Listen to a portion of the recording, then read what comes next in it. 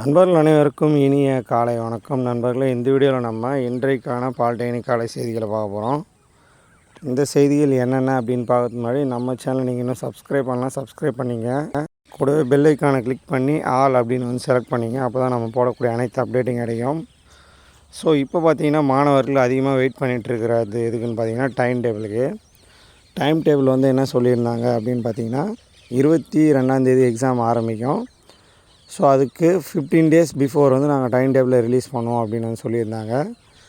So வந்து இன்று அல்லது நாளை வந்து மேக்ஸிமம் டைம் டேபிள் அவங்க சொன்னபடி அவங்க டைம் டேபிள் ரிலீஸ் பண்ணாங்கன்னா இன்று இல்லைன்னா நாளை வந்து டைம் டேபிள் வந்து வெளியே வந்துடும், டீட்டெயில்டு டைம் டேபிள். அடுத்தது பார்த்திங்கன்னா எக்ஸாம் ஃபீஸ் கட்டுறதுக்கு கடைசி தேதி பார்த்திங்கன்னா நாளைக்கு தான் கடைசி தேதி, 8/4/2025. கிரேஸ் சான்ஸ் இல்லாத மாணவர்களுக்கு நேரடியாக 750 ரூபா ஃபைன் போட்டு கட்டிக்கலாம். அப்புறம் கிரேஸ் சான்ஸ் இருக்கிற மாணவர்களுக்கு வந்து ஏப்ரல் 10 வரைக்கும் டைம் இருக்குது. கிரேஸ் சான்ஸ் இல்லாத நார்மல் மாணவர்களுக்கு நாளையோட அந்த எக்ஸாம் ஃபீஸ் கட்ட டேட் முடியுது. அப்புறம் பார்த்திங்கன்னா டோட் வெப்சைட்லேருந்து ப்ராக்டிக்கல் கொஷின் பேங்க் வந்து 4th செம் கொஷின் பேங்க் வந்து ரிலீஸ் பண்ணிட்டாங்க. ஸோ இந்த 4th செம் கொஷின் பேங்க் எப்படி டவுன்லோட் பண்ணுறதுன்னா, டோட் வெப்சைட்டு போய்ட்டு, அதாவது வந்து dd.tn.gov.in அந்த டோட் வெப்சைட் லிங்க் டைப் பண்ணாவே அங்கே வந்து ஃப்ளாஷ் நியூஸ் போயிட்டுருக்கோம். அதில் வந்து பார்த்திங்கன்னா ஃபஸ்ட் எத்தனை டென்டேட்டிவ் ஷெடியூல்னு இருக்கும் சேஞ்ச் ஆஃப் எக்ஸாமுக்கு. அப்புறம் பார்த்திங்கன்னா வந்து COA எக்ஸாம் பற்றின இருக்கும். அப்புறம் பார்த்திங்கன்னா வந்து அதாவது கம்ப்யூட்டர் ஆஃபீஸ் ஆட்டோமேஷன் கோர்ஸை பற்றி இருக்கும். அதுக்கப்புறம் practical question paper for 4th semester அப்படின்னு இருக்கும். அந்த ப்ராக்டிக்கல் கொஷின் பேப்பரை வந்து கிளிக் பண்ணி, அதாவது ரெகுலேஷன் 2023 ப்ராக்டிக்கல் கொஷின் பேங்கை கிளிக் பண்ணோம்னா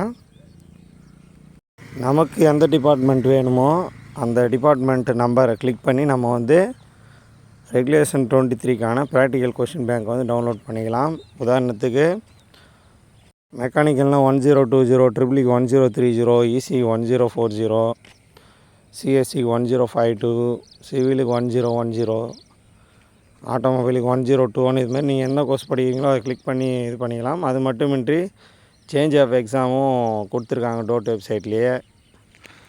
அதாவது யாரெல்லாம் ப்ராக்டிக்கல் வந்து தியரி எக்ஸாம்ஸ் ப்ராக்டிக்கலாக மாறுதுன்னு கேட்டிருந்தீங்களோ அதுக்கான லிங்க்கும் ஃபஸ்ட் லிங்க்காக கொடுத்துருக்காங்க டோட் வெப்சைட்டில். அதில் போய்ட்டு நம்ம என்ன ஸ்கீம் படிக்கிறோம் அப்படின்னு செலக்ட் பண்ணி எந்த டிபார்ட்மெண்ட்டு, என்ன ஸ்கீமு, என்ன செமஸ்டர் அப்படின்னு நம்ம வந்து செலக்ட் பண்ணனாவே நம்மளுக்கான சப்ஜெக்ட் என்னென்னன்ற டீட்டெயில்ஸ் வந்து வந்துடும், எதெல்லாம் ப்ராக்டிக்கலாக மாறி இருக்குது அப்படின்னு வந்துடும். ஸோ இது சம்மந்தமாக இன்றைக்கி ஈவினிங் நான் ஒரு டீட்டெயில் வீடியோ ஒன்று போடுறேன். அதாவது இப்போதைக்கு என்ன வந்திருக்கு, அது வந்து டென்டேட்டிவ் அப்படின்னு தான் சொல்லியிருக்காங்க. ஸோ அதை நீங்களும் செக் பண்ணி பாருங்கள். ஏதாச்சும் டவுட் இருந்தால் கமெண்ட் பாக்ஸில் வந்து கமெண்ட் பண்ணுங்கள். எக்ஸாம்பிளுக்கு பார்த்தீங்கன்னா வந்து ட்ரிபிள் மாணவர்களுக்கு 4th செமஸ்டரில் அனலாக் அண்ட் டிஜிட்டல் எலக்ட்ரானிக்ஸ் என்ற சப்ஜெக்ட் இருந்தது.